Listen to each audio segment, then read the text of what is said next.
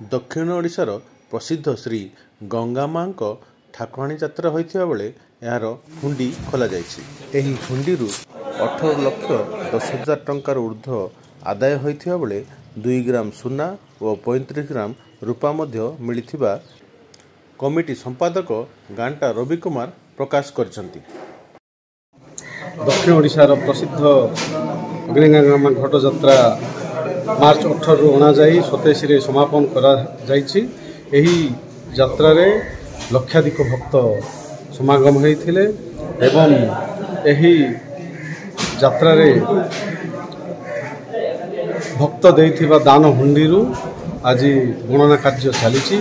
उक्त गणना कार्य रे कमिटी सदस्य एवं प्रशासनिक अधिकारी 50 रु अधिक नियोजित अछंती एवं आशा करा जाउछि कि गत वर्ष ठारू ए वर्ष दान हुंडी अधिका हेबार संभावना देखा जाउछि।